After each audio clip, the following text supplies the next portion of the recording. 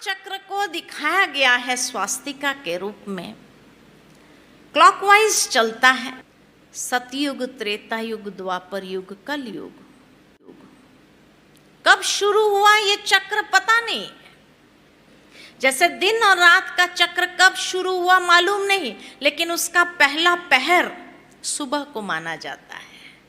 ठीक इसी तरह ये काल चक्र कब शुरू हुआ पता नहीं, लेकिन उसका पहला पहर सतयुग को माना जाता है, जहां संपूर्ण सत्यता थी, जहां स्वास्तिका का हाथ राइट हैंड साइड पर इस पोजीशन में यानी आशीर्वाद, जहां हर आत्मा ब्लेसेड सोल के रूप में थी, ईश्वर से वरदान प्राप्त की हुई स्थिति में थी। वो दुनिया कैसी थी, उस दुनिया के लिए दिखाया गया है कि उसी को ही दूसरे शब्द में सूर्य वंश कहा जाता है, कि जैसे सूर्य की कला कम जास्ती नहीं होती, ऐसे आत्माओं की कला भी कम जास्ती नहीं होती है, संपूर्ण है, सतो प्रधान है। इसी युग के लिए बाइबल में एक बहुत सुंदर लाइन आती है जेनेसिस चैप्टर 1 में, कि परमात्मा ने जब ये पहला पहर बनाया था तो कैसा था। तो उसमें लिखा है कि God made man in his own image. परमात्मा ने मनुष्य को अपनी कृति में बनाया था, कि जिस तरह परमात्मा संपूर्ण है, ऐसे उसकी प्रथम कृति भी संपूर्ण थी।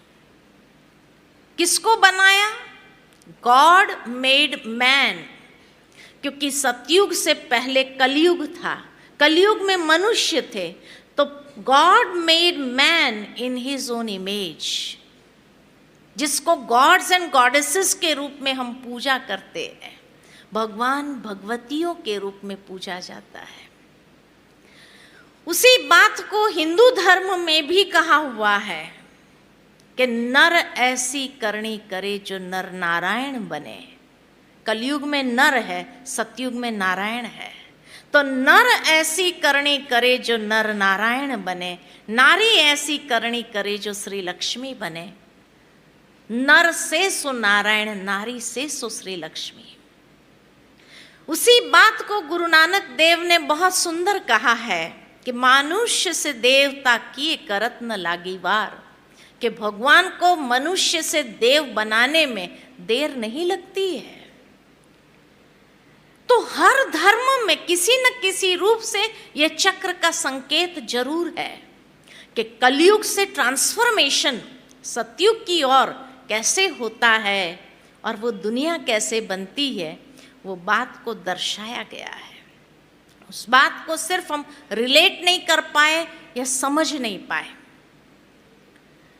उसी दुनिया के लिए बहुत सुंदर वर्णन है कि वो दुनिया कैसी थी, तो जहाँ शेर और गाय घाट पर पानी पीते थे, ऐसी पवित्र दुनिया थी। सोचो जब एनिमल्स में इतनी हार्मनी हो, तो उस समय के मनुष्य कितने डिवाइन होंगे, कितने श्रेष्ठ होंगे, पवित्र होंगे, जहाँ संपूर्ण सुख शांति व्याप्त थी और समृद्धि ऐसी थी कि दूध घी की नदियां बहती थी। हर आत्मा अपने समृद्ध स्थिति में थे। पवित्र आत्माएं ऊपर से नीचे उतरती है, कोई न कोई देवी या देवता का रूप धारण कर लेती है। ऐसी एक पवित्र दुनिया थी, सत्यता की दुनिया थी, जहां असत्यता का नामो निशान नहीं था। प्रकृति, पशु और मनुष्य तीनों हार्मनी में जीते थे। ऐसी सात्विक दुनिया कितनी सुंदर, जिसको हर धर्म में किसी ने स्वर्ग कहा, वैकुंठ कहा, बहिष्ट कहा, जन्नत कहा, पैराडाइज कहा, हेवन कहा, एटलांटिस कहा। हर धर्म में जिसका गायन आता है, इतनी सुंदर वो दुनिया